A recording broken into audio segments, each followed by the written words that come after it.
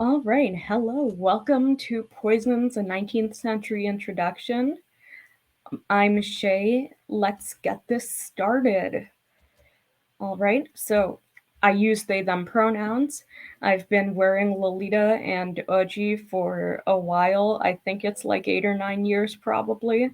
I am a graduate student in library studies. This means I'm suffering. I'm also a museum educator. That's my day job. I actually get paid to talk. Most people would pay me to shut up, but you never know. And I will not let you taste the arsenic, although my love language is soup. So this presentation is adapted from a museum tour that I've been doing at a museum. It focuses on the year 1800 through 1906. 1906 because of the Pure Food and Drug Act in the American context. I do include some similar things from England, but that's not my primary focus. All the poisons in this are pharmacy ingredients because the museum tour is about a pharmacy. I'm not going to include cyanide, which is known in the 19th century as prussic acid, radium, because radium's only really discovered in the late 1890s, so we don't have a lot of quality time with it, and ricin, because although castor oil is found in the pharmacy, actual ricin is not found in the pharmacy. This, for legal purposes, it's neither medical advice nor legal advice, though it might be an alibi if you're jamming that way. And finally, please do not poison people after this. And if you do, please do not implicate me. Thanks. This should take under an hour, but it might take more or less depending on what's going on. And yes, Elia, I will be careful because it is soup. So here's our sections for y'all taking notes. Um, oh, thank you. I really needed the do not poison people sign, and it's arsenic green. Perfect. So, what is a poison? Why did people have all these poisons around? Did they know these things were poisonous? Why do poisonings happen? And then on the flip side, how did they label them? How did they identify them? And how were poison patients treated? This is a lot of stuff, so let's just get into it. So, what is a poison? Um, Here is my best 16th century Swiss German.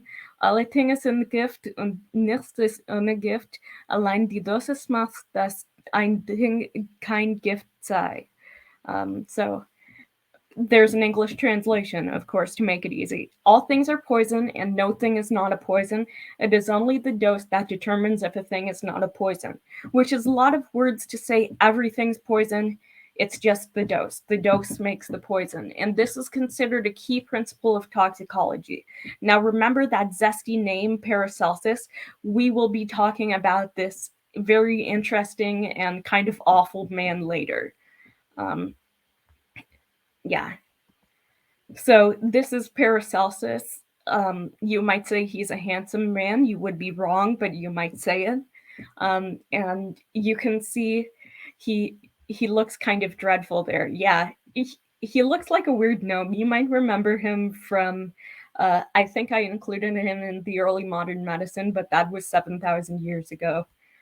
So classically, poisons are categorized from as where they come from. So we have animals, um, anything from a spider to a snake. These are usually going to be classified as venoms. We have vegetables, so that's plants, but also they haven't figured out what fungi are. We still haven't, but we know they're not vegetables. But they're going to consider anything vegetative that's poisonous, from plants, nuts, um, mushrooms, dog vomit, slime mold, all of that stuff. But we do know they are fungi. And mineral wise, minerals are going to be basically arsenic, lead. A lot of the big name poisons are going to be mineral based. In modern categorization, it's a lot simpler. We've got organic, which if it got the carbon, it's organic, and inorganic if it don't got the carbon.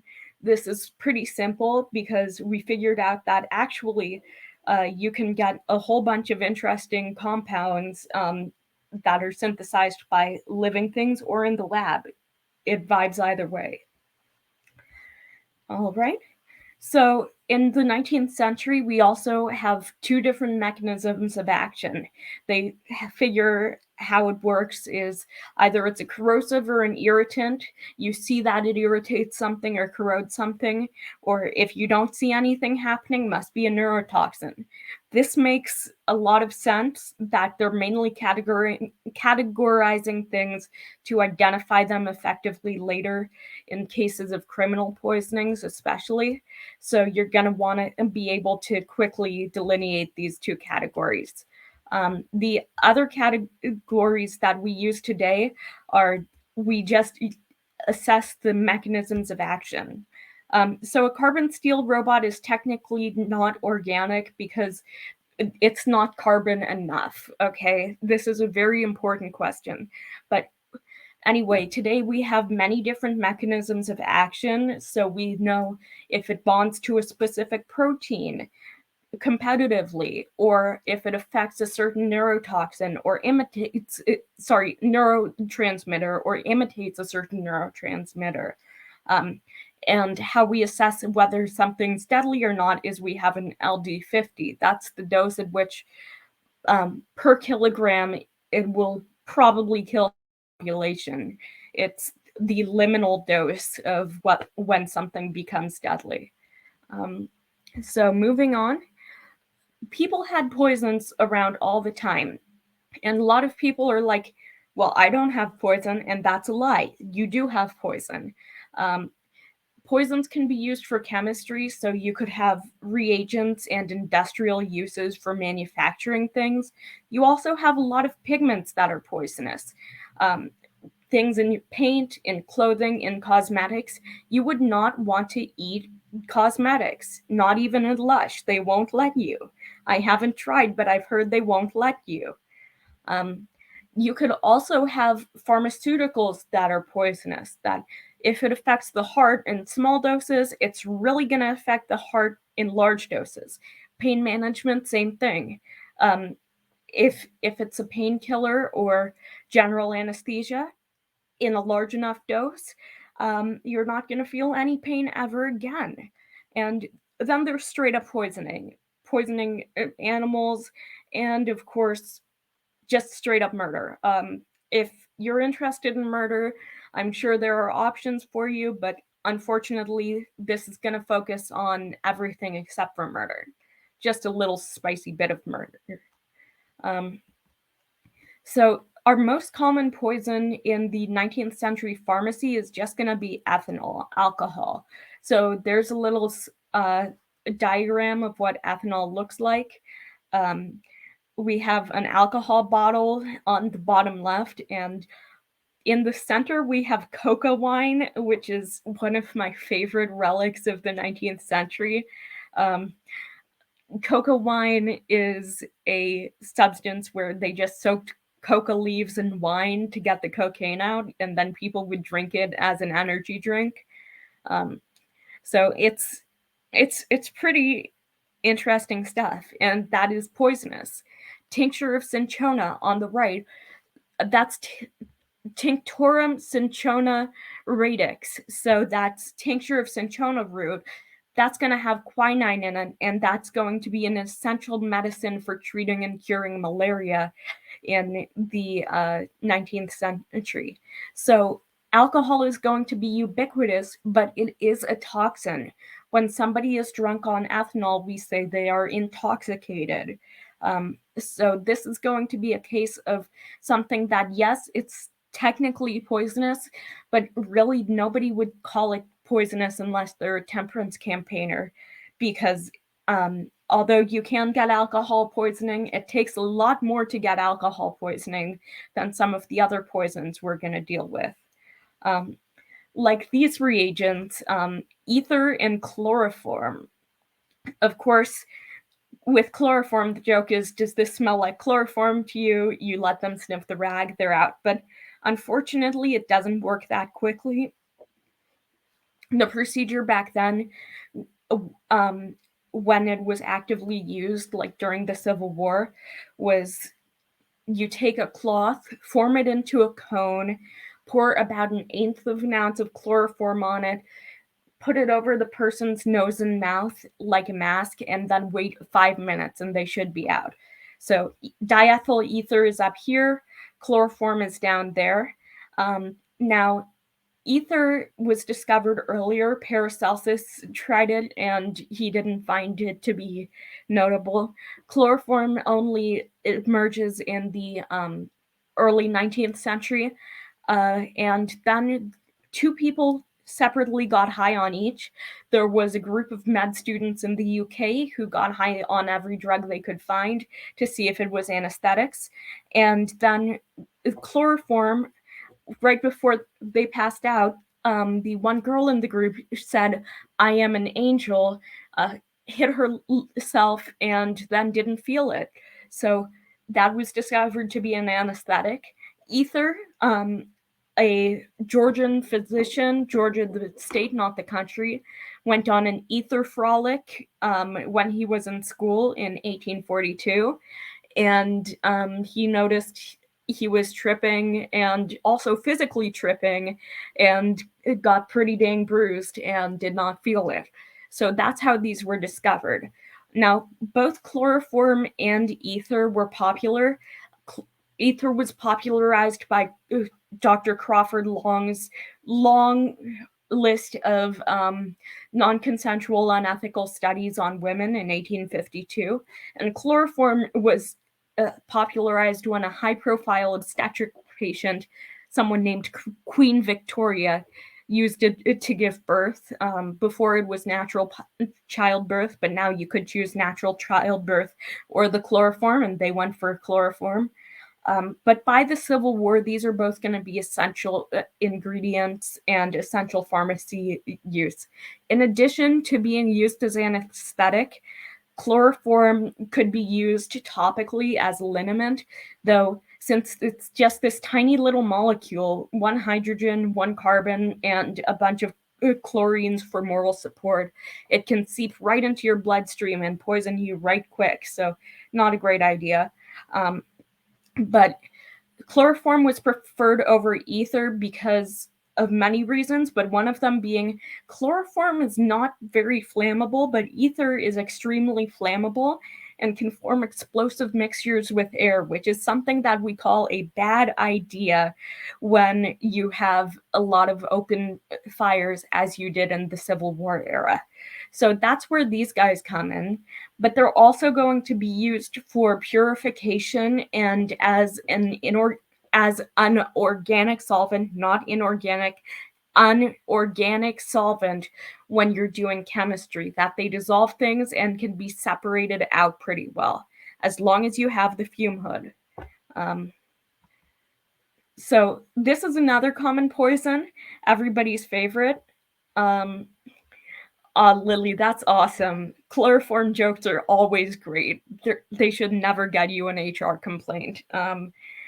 So arsenic, people know it was ubiquitous, but they don't know how ubiquitous. So fashion people like you guys are going to be mostly aware of green arsenic.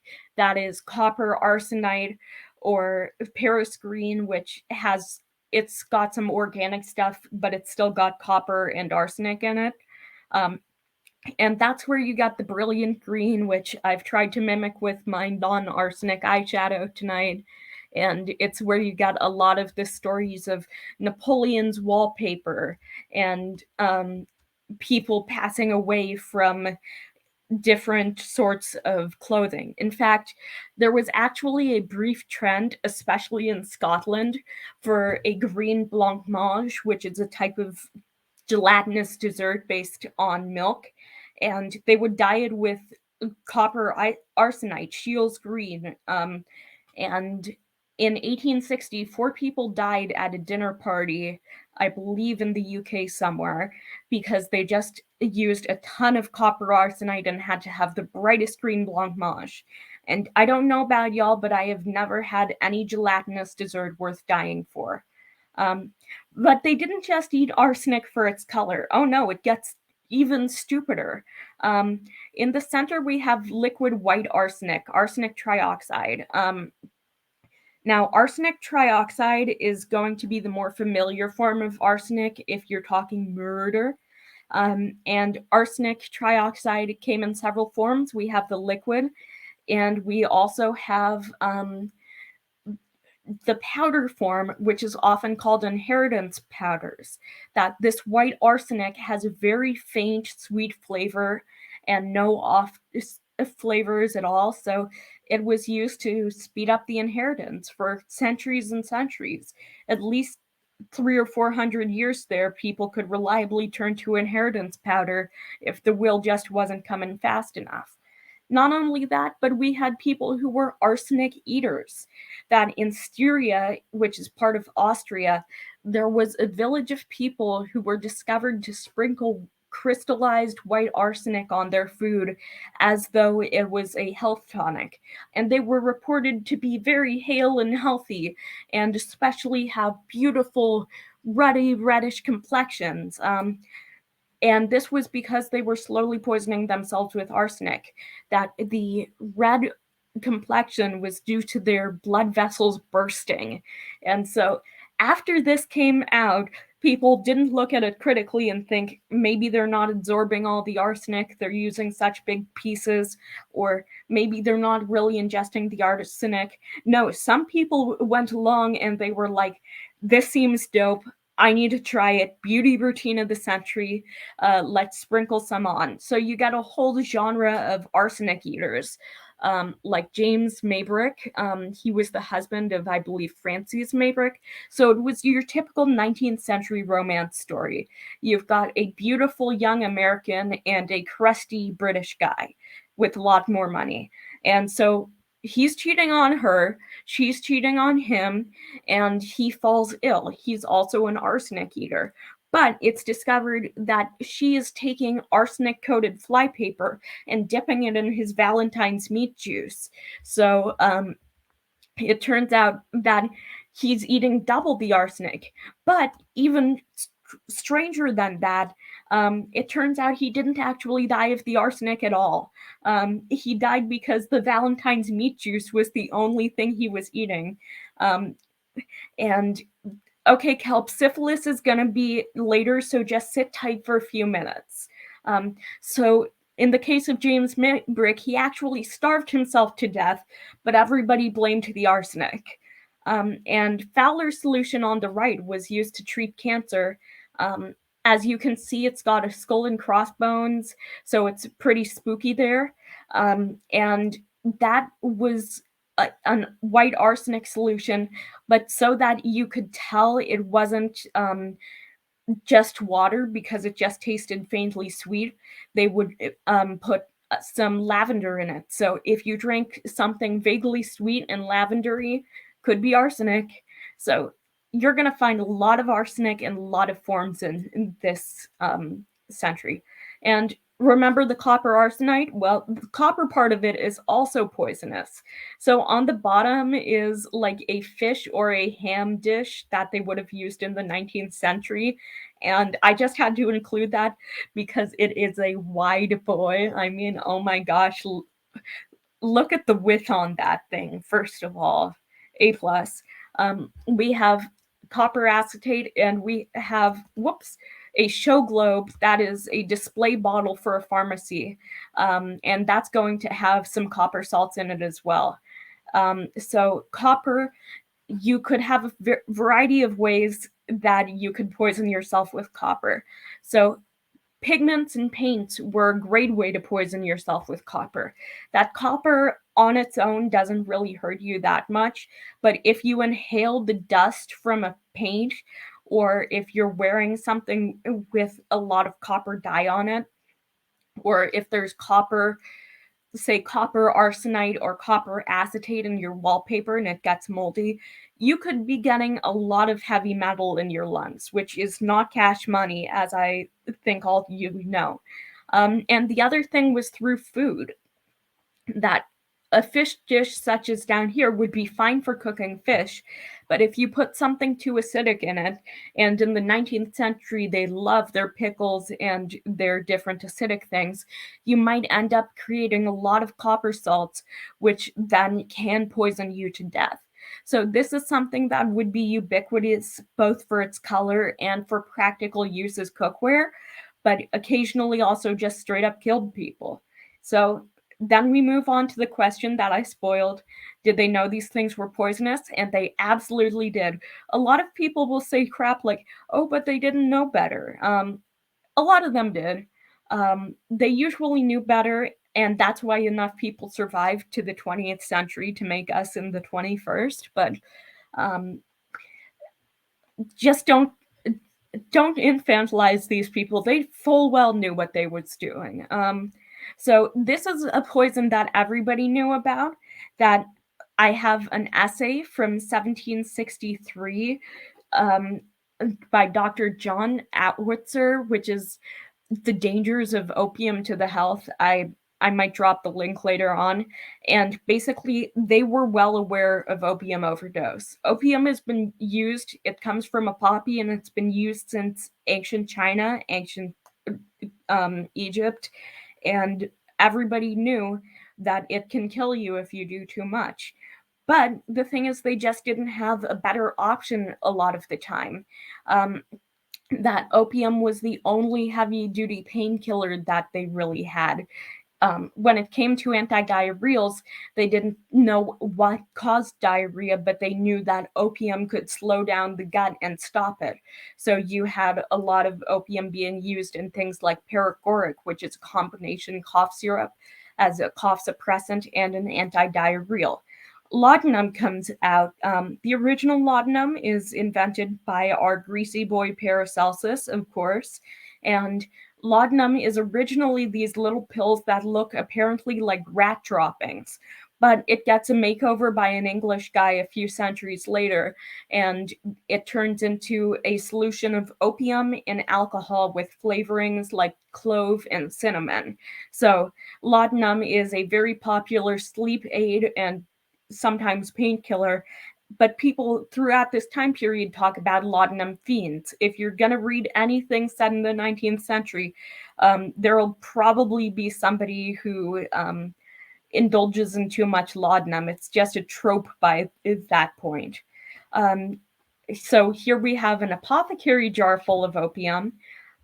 They also had something called calming syrups as we go into the patent medicine age. So down there is a little bottle of Cop's baby's friend. There's the Cop man himself, and he created this calming syrup, which was aimed mostly for working mothers who had teething or colicky babies. And you would just give them a little bit of the syrup that was sugar, water, and morphine. Morphine emerges by the 1830s. It grows to huge prominence in the Civil War, that rather than having all of the apparent contaminants of the pure opium, they managed to isolate the morphine, and that's much more effective. And then we get to the 1890s, people have realized, oh shoot, everybody from the Civil War came back addicted to morphine. We need a new painkiller. So a company called Bayer rises to the challenge. They managed to attach an acetate, that is acetic acid as in vinegar, onto a pre-existing drug that makes it more potent and seemingly better. And they actually do this twice, and the one that they're most proud of is acetylmorphine, something that today and back then they advertised it as heroin. Now, as we know, heroin is not the non-addictive painkiller of the future, quite the opposite. But luckily, that company, Bayer, also had something else, acetyl salicylic acid. So salicylic acid, that's from willow bark, acetyl from the vinegar. They mash it together and you got aspirin, which is a trade name everywhere but the US, because in the US, all of the trade names and intellectual property owned by Germany was nullified during World War II. So unfortunately, it was heroin. But today we actually still use opioids a lot, not just as painkillers, but if you've ever had loperamide or Imodium, same thing. Those are actually synthetic opioids. That opioids are the best thing for stopping the muscles of the gut when you have diarrhea. So we really haven't gone that far. Another poison they all knew about antimony. So antimony, it's a metalloid. So think of it as like arsenic's cousin. It's going to be on the periodic table in the same neighborhood. And it's going to be something that people today are probably unfamiliar with. If anybody wears eyeliner, I know I wear lots of eyeliner, you might be aware of the original ancient Egyptian version, kajal or kohl. So in the middle, we have black antimony oxide. Um, Antimony oxide is going to be something that is astringent and antiseptic, but mostly it's going to be used for the pigment that actually, when you put eyeliner around your eyes in the desert, it reduces the glare. Same thing like with football players who put their fancy little face paints on to look all cute and stuff. It actually does reduce glare. So this is going to be used for thousands of years. Um, just don't get it in your eye. Tartar emetic, though, is going to be the main form of antimony, and that's going to be potassium antimony tartrate, double salt from antimony, potassium, which we're all friends with, and tartrate is cream of tartar, which is a byproduct of winemaking. It's organic, and that's going to be a deadly poison. Luckily, if you dose it just right, all it does is make you vomit. And vomiting was super trendy in the 19th century, especially before they figured out how germ theory works. That vomiting was one of the things you could do to evacuate poisons from your stomach, and it had a very effective immediate reaction. Um, so it was kind of trendy. The 19th century brought us the stomach pump, and it brought ipecac syrup to every cabinet. Now, a typical emetic, 40-50% effectiveness rate. Tartar emetic, 100%. They will vomit if they have a heartbeat. Uh, they're not going to keep that emetic down. And that's because if this potassium antimony tartrate stays in the system, it's going to act like arsenic. It will kill you, and it's not going to take a lot of time to do it. So, antimony is going to be something in every cabinet, but something people are very wary about. And then there's the perpetual pill, and this is the grossest part of it. A perpetual pill is a pellet of elemental antimony. It's called a perpetual pill because it lasts for a long time. Because what you do, you take this pellet of antimony, your body realizes it's being poisoned and it has an immediate laxative effect. So you reach into your chamber pot, you fish out the perpetual pill, you rinse it off, and you give it to the next person. And the next person. And these perpetual pills were passed around for generations in families. You could rent one. It was like, if there's one thing that's the single worst parts of 19th century medicine put together, it is the perpetual pill. And they did work, but again, you got small amounts of a metalloid that acts kind of like arsenic in your system. And also, ew. Um, so moving on to our next friend, Mercury. So Mercury, this goes back to our boy Paracelsus, and get ready for it. Full name Philippus Aureolus Theophrastus Bombastus von Hohenheim. There we go. So mercury was used for a lot of things. Part of it was they didn't realize that mercury could be poisonous. That they realized that certain types of mercury, cinnabar and corrosive sublimate, which are both mercury and sulfur compounds, they realized those were very poisonous. But things like mercury chloride, which is called calomel, or elemental mercury, they're not absorbed very well into the system. So you can take a lot of them and not realize you're poisoning yourself.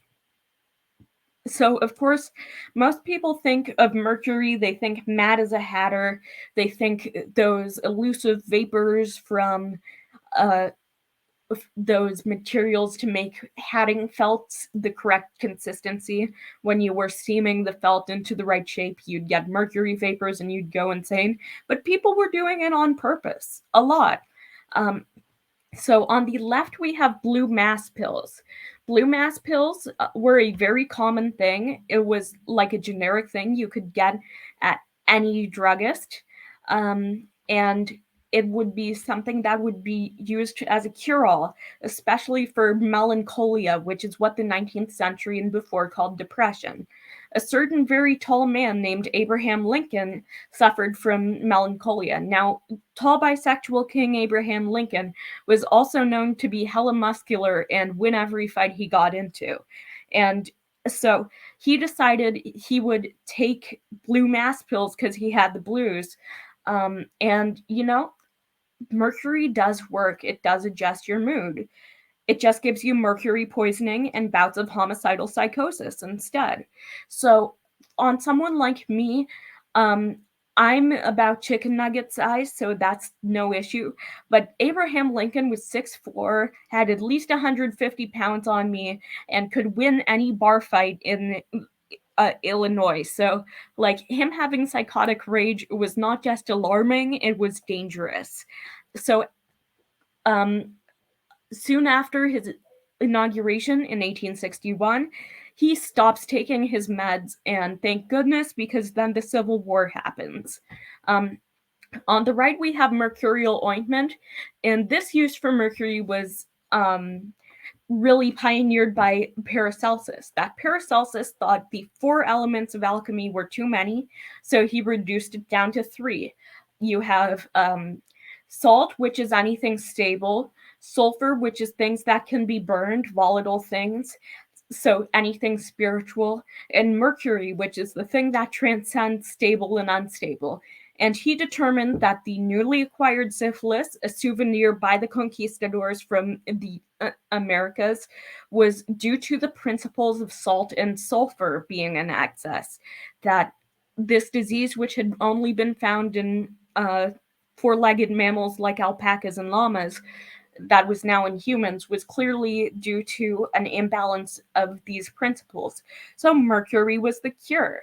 So he would have mercury baths, he'd fumigate people with mercury, and they would be treated with mercury until they produced 3 pints of saliva per hour. Which, if you aren't familiar with saliva or pints, that's a heck of a lot. And the thing is, mercury does kill the microorganisms involved with syphilis.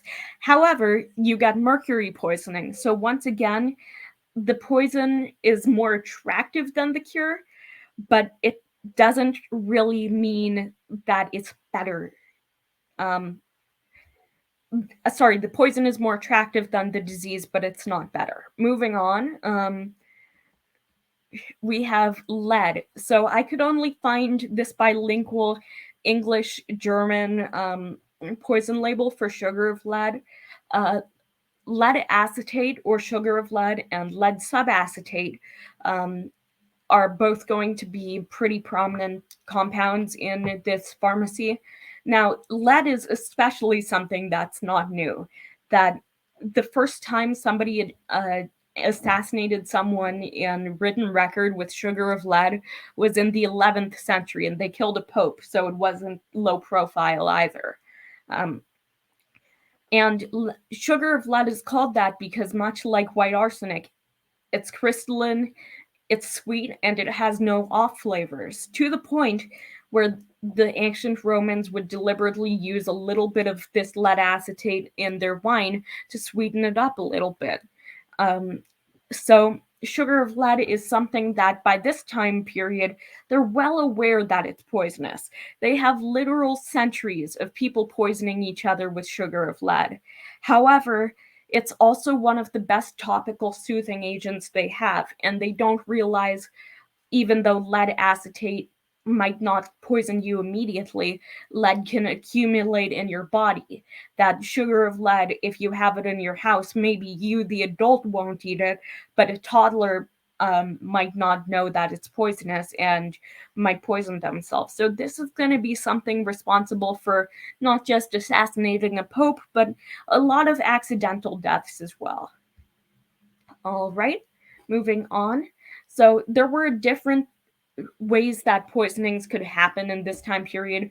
Of course, there's overdose or mishandling. A lot of these are drugs, and so it's quite easy to overdose, especially when you're dealing with things from plants that aren't going to have consistent amounts of the chemicals in them. There's plain confusion. If you get the wrong chemical or the wrong plant, then you could be leading yourself quickly into the grave. And there's deliberate poisonings, which are the spiciest ones. All right, Lily, we're going to talk about childproofing in just one moment. So, overdose, hellebore, and digitalis. Hellebore is closely related to buttercups. This is green hellebore on the right, although they would have normally used black hellebore. On the left, we have the digitalis or foxglove plant, and in the center, we have some tincture of digitalis. Now, hellebore was used primarily as a cough syrup, um, and digitalis was really the thing that's used for what it's used for today. That digitalis has two cardiac glycosides, two different molecules that they basically have a sugar side and a not sugar side, and they affect the heart. So they slow the heartbeat, but they also strengthen the heartbeat. And so digitalis is still used in various forms as a medicine today. They just synthesize it instead of just asking the plant how it feels that day, basically. Um, but the thing is, something that's a cardiac glycoside that affects the heart, if you get the dose right, it may slow and strengthen the heartbeat. But if you get it wrong, it can stop the heartbeat entirely. And that's what we see happening with digitalis toxicity from the early modern period all the way through today, that it's quite easy to overdose on this stuff. Not always fatally, but definitely not to great effect. Hellebore is a case of both confusion and overdose. That black hellebore, which is the usual type that was used for coughs, does not have any cardiac glycosides in it and has some bitter poisonous components, but not anything that's going to kill you. But green hellebore over here was often substituted or added to black hellebore, and that does have the cardiac glycosides. So if you both got a higher dose than you were expecting, and if they switched out the wrong hellebore, you could have a heart attack just from a cough syrup, which is no fun at all. I I'm guessing. I don't know. I haven't experienced that. Over here we have lobelia and tobacco. So lobelia is more cosmopolitan. It's found in more places. So genus lobelia, tobacco, or genus nicotiana, that's really going to be exclusive to the Americas. And both of them have very interesting chemistry. So lobeline and nicotine both have this paradoxical effect where they're a stimulant in low doses, and at higher doses they're going to be a depressant, and at really high doses they're going to be such a great depressant that they kill you dead. So you can get nicotine poisoning just by extended skin contact with untreated tobacco, that it's really strong. And a lot of the strongest pesticides today are going to be neonicotinoids. They're going to be chemically related to lobeline and nicotine. In this time period, they would have used tobacco and lobelia. Well, tobacco was, of course, used recreationally, um, as well as ceremonially in indigenous communities where they know how to do it so it won't poison you. Lobelia is going to be used as a stimulant and sometimes as an asthma treatment, funnily enough. So these are both going to be things that are incredibly poisonous, but also they're kind of pretty, and tobacco is incredibly common. So, like, there was a rather high profile murder. I think it was some Italians. I don't know. I'll look it up. But somebody died from having tobacco crammed up his throat, and tobacco is just so ubiquitous that why would that be suspicious? It wasn't until it was. Moving on, strychnine. This is my favorite. Okay, so today you're gonna look at TRNUCVOM and you see vom. Oh yeah, vomiting. Nope. This is one case where the 19th century wasn't all about vomiting. That this is Tinctorum nux vomica. So tincture of nux vomica, or indented nut. So this is what the nuts actually look like on the right, and they would extract strychnine from that. Strychnine is basically going to be caffeine times 100 or several hundred. In this early part of the time period, in the 1830s, 1840s, they're going to use the strychnine primarily as a stimulant. It's kind of the study drug before they had widespread Adderall. And they're also going to use it as rat poison, as we do today, but also in the form of nuxated iron, the center image, which is iron that's been treated with strychnine to make it more absorbable. Sorry.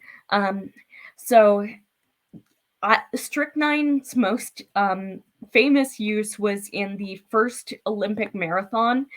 Um, a lot of shit happened then, basically. But in addition to the course being so poorly marked that half the runners got lost and couldn't finish, we also have the American competitor, Tom Hicks, was fed a cocktail which, contrary to his beliefs, contained whiskey, egg whites, and strychnine as a little energy boost, because it was still being used around the turn of the century as an energy boost, even though they knew it could be overdosed on. So after he wins the marathon, he's treated for, guess what? Strychnine toxicity. So this is one case where using it as a stimulant is perfectly doable today. However, the therapeutic window, the range of dosage in which it goes from isn't going to do anything to a really effective stimulant to, oh my god, I'm getting paralysis and dying, that is too narrow a window to safely give out strychnine anymore. And that's really the story behind that. And then there's belladonna. Not the brand. I wish I should have put a belladonna brand dress on this just for funsies. That's on me, guys. Sorry. On the left, we have the Atropa belladonna plant, and on the right, we have tincture of belladonna. So this plant got its name from the Italian Renaissance. Women would use it as eye drops to dilate their pupils and make them appear to have larger and more attractive eyes. Personally, I'll just stick with the eyeliner. And it was also used into the 19th century as an anticonvulsant, Parkinson's treatment, and a seizure treatment, basically. It speeds up the heartbeat as well, though. And as we know with digitalis, if it affects the heartbeat somewhat, then in larger doses, it really affects the heartbeat and can cause it to stop entirely. That's what goes on with belladonna. Now that we've isolated the chemical in it, atropine, it's actually still used to treat things like Parkinson's. It's just we can isolate it to the proper dosage instead of just having to rely on the berries and leaves and roots being friendly that year. So this is my Apiaceae slide. Apiaceae is a pretty large category of plants. This is like a whole family. Now, 2 of these are poisonous, deadly poisonous, and 2 of these are not. I'm going to give you guys a minute to guess 1, 2, 3, 4, which 2 of these are poisonous.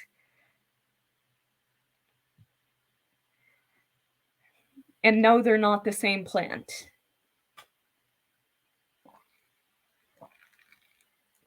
Any guesses?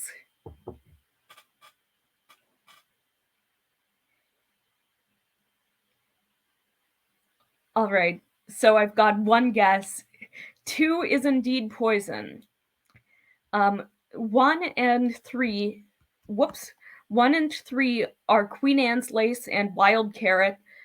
2 and 4 are water hemlock and poison hemlock. So these 2 are deadly neurotoxins. This one is a pretty ornamental flower that was used in the 19th century and before, and even to today, as a contraceptive occasionally. And this one down here, that's going to be something that's used as a menstrual regulator and to prevent scurvy. So, as you can see, these are not easy to tell apart for an amateur. If you're out there foraging or if you're trying to make your own medicine, you are probably going to get confused. So, we have years and years of records of people getting confused. We have people, there was a man in Scotland where his children brought him a sandwich with wild carrot greens, and they were all horrified when he died of hemlock poisoning. Even as recently as 4 years ago, there were a couple of brothers foraging up in New England for wild ginseng. One of them had 1 bite of water hemlock, one had 3 bites. The one with 3 bites didn't make it. So this is a great case where somebody might not be intending on poisoning themselves or others, but boy is it confusing. Pokeberries. So this is fun. Phytolacca is the genus pokeberries. They're found in North America and East Asia. They're also known as inkberries, and they are very attractive to birds and small children. I mean, look at those things. They look so juicy. In a pharmaceutical context, they're going to be used because they are poisonous. That is, they are used as a purgative, both upwards to evacuate the stomach and downwards to evacuate the intestines. It's also going to be, pokeberries are used as ink, thus their other name, inkberries. But this is one of those things where if somebody is a small child or confused or unfamiliar with the plants, they can easily get confused. Yeah. So it's like pokeberry, pokeweed is sometimes what the plant's called, and the young plants can be parboiled and served as a vegetable known as poke salad. But once they get to this age, they have too many of the poisons in them, too much phytolaccan, and so they're no longer edible. So you got to get your poke salad young before it turns purple on the stems. Jimson weed. This is my favorite one when it comes to insane usages of it. So on the right, we have Jimson weed as the plant. Datura stramonium, also known as thornapple, Jimson weed. It has a whole bunch of names. Now, the main components of this plant that make it poisonous are atropine and scopolamine. Atropine is the same thing as belladonna, so we know it can be used as a stimulant to speed up the heartbeat for Parkinson's. Scopolamine does a lot of those same things, except it also is hallucinogenic. So how it got the name Jimson weed is because some unwise settlers at Jamestown. Jimson comes from Jamestown. They ate the Jimson weed contrary to the indications of the indigenous people, and they all had very bad trips. Every so often you'll hear of teenagers trying to get high off Jimson weed, but it is guaranteed to be a bad trip because of the general discomfort. And on the left, we have anti-asthmatic cigarettes made from Jimson weed. That's the deterol here. And yes, this was popularly used as an asthma treatment, but today we recognize that the smoking part of smoking cigarettes for asthma outweighs the actual compounds you might be getting in your lungs. That turns out setting things on fire is counterindicated for asthmatics. And deliberate poisoning, here's spurge, euphorbium. I just got 2 plant pictures because I couldn't be bothered to get a picture of the euphorbium gum box. But anyway, they would use this deliberately to adulterate opium. That spurge and euphorbium, very large genus there. They create these resinous crystals of latex, much like the latex you get from opium, and they look very similar. It's just spurge is highly corrosive to the body and causes vomiting, swelling, itching. It evacuates your system both up and down. So if people tried this adulterated spurge opium, it would not be a fun trip at all. And so that's a case where, out of want for profit, people came up with some very exciting things to do. And the last one is aconite. Aconite is used only topically in very small amounts as a painkiller, and that is because it's, once again, a deadly neurotoxin. Lycoctinum aconitum, I believe it is, or Aconitum lycoctinum, I don't know, but lycoctinum means wolf killer. Wolfsbane is another name for it, as is monkshood. And so this deadly neurotoxin is literally used to kill wolves. And unless it's chocolate, if it kills wolves, it can probably kill me. So aconite is something that's going to be referred to as the queen of poisons for just how deadly it is. And that's something that would be used very deliberately. So how did they label poisons? Before 1829, they didn't have any reason to label poisons. 1829, New York State comes up with the first poison label law, saying you need to tell people it's poisonous. Moving on, in 1851, you got the American Pharmaceutical Association, and by 1852, they've resolved you need to label your dang poisons. The American Medical Association in the early 1870s follows suit. Then finally, for the US, the 1906 Pure Food and Drug Act, that forms the foundation for the modern FDA and labeling laws. You have to include red ink and a skull and crossbones and the word poison. And for the first time, you need to include an antidote or treatment for the poisoning as well. No more unlabeled opium, no more unlabeled alcohol. There are certain chemicals that are banned from food and confectionery entirely. The Pure Food and Drug Act really changes things a lot. In the UK, the Royal Pharmaceutical Society it forms in 1841. At that time, they're just called the Pharmaceutical Society of Great Britain. They don't add the royal into their name until like over a century after. And that's the first professional licensure thing. So in 1852, if you'd like to be a pharmacist, you now have to go through them. You can no longer do the traditional thing, which is getting an apprenticeship from your uncle and calling yourself a pharmacist when you want to move away. The Pharmacy Act of 1868 is what really makes poison labels a thing. And the UK Poisons and Pharmacy Act, I believe that's around the turn of the century, but I omitted the actual date because I'm a doofus. That's going to be the equivalent to the Pure Food and Drug Act, and that's going to really establish controlled substances once and for all. So here are some different poison labels from different places in the US. This bottom left one is from the 1850s. I think it's pretty groovy. I would wear a t-shirt with that on. The bedbug poison up here, it uses the word poison, but notice it doesn't have the skull and crossbones, and the ink is blue. This indicates that it's going to be from before the 1906 Pure Food and Drug Act. But compared to these earlier ones, by 1906, you have a very set format and a very easy to read format. You've got your little pirate guy poison in the corner. You've got chloroform liniment. They tell you how much alcohol, 43 to 47%. They tell you the chloroform is 144 minims per fluid ounce. They're not using metric, they're using nonsense garbage apothecaries measures. And they even include an antidote. So the emetic might work if you drank the chloroform liniment. Cold water probably wouldn't do much. Stimulants, aromatic spirit of ammonia, or whiskey. Whiskey definitely wouldn't do much, but the stimulants or aromatic spirit of ammonia might help.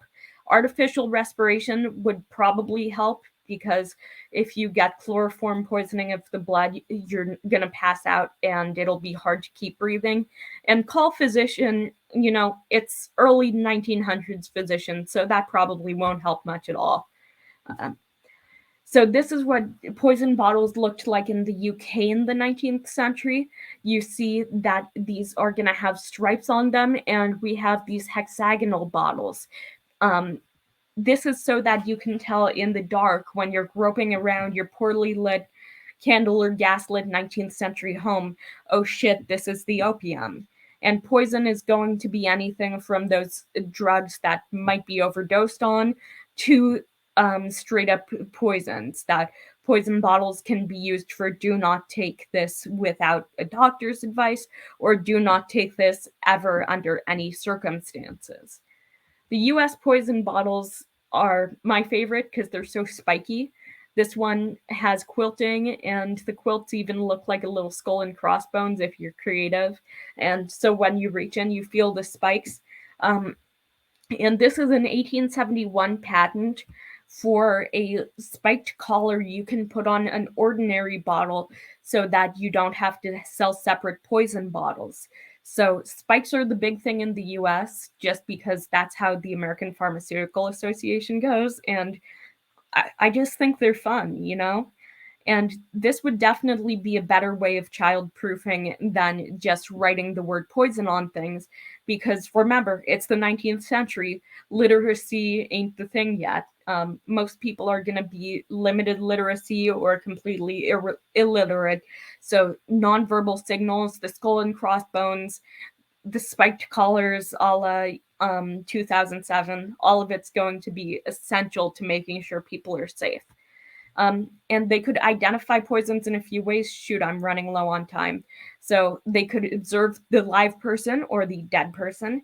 They could experiment chemically with a lot of fancy reagents or with live organisms, sometimes animals, oftentimes non consumpting people of color. And today we have gas chromatography and mass spectrometry. So if you know how to use the equipment, you just need a small sample. You shoot it through a tube and it makes a graph and it tells you what elements are in there. And you can kind of rebuild the molecule from that. But back then, they could really only experiment for metallic poisons. They really couldn't figure out any of the organic plant stuff that we mentioned. And how were poison patients treated? Antidotes, which could be actually something that works, but usually were something like take some Epsom salts, or if you get bitten by a snake, eat this root that looks like a snake. Um, Vomiting, that's a really popular one. Again, the 19th century brings us the stomach pump. We have tartar emetic, we have ipecac, we have mustard seed concoctions. It's a great time if you're into that. If you're not, then it's not. Absorption, so charcoal really emerges as a way to absorb meds like it is today in the early 19th century. Before that, they used dirt, potter's clay, or terra sigillata, which is potter's clay, which is a stamp on it, was popular in the ancient world, but it really took off in 1580 when a miner named Miner Miner, not Minor. He was an adult. He marketed specific clay as being a cure-all, and it does kind of cure all of the ills of being poisoned because it just has these big porous cracks in it that are very good at absorbing those little organic molecules or metals or whatever, and they could counteract it. Basically, you have two poisons and they do a fist fight. So my favorite is for digitalis. They would use atropine, or they could also use physostigmine. And the thing is, today, due to the whole do no harm thing, usually the correct amount of poisoning to give a patient is 0.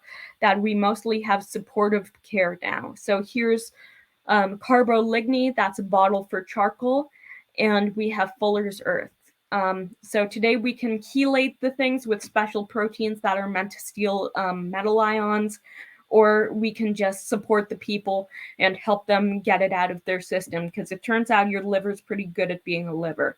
So we have 1 minute and then some buffer time for questions, if anyone has them. My head bow is giving me a headache. Oh, yeah, there's a question in the Discord, it appears. Oh, that's just raspberry, not poison.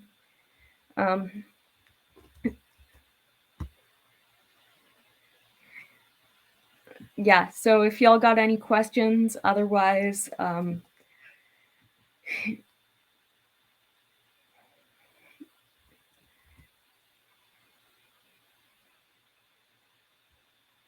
Brains are something pretty cool. They don't know how nerves work at this point.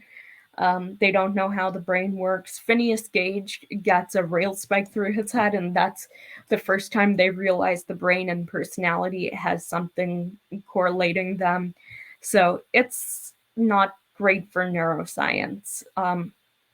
Oh shit, people are learning. That sucks. Uh, Favorite name for a poison? I think inheritance powder's got to take the cake. I mean, it's got the use case right in there. So, but baby's friend is another good one. Yeah. So if that's all, I'm gonna log off. I will be in the Discord. Um, Remember, don't implicate me if you do a crime, and this isn't medical advice, legally speaking. So yeah, thanks for vibing with me for an hour. Baby's friend is for babies, just not nowadays babies. But all the baby's friend probably is out of the active opioid. Yep, no poisoning.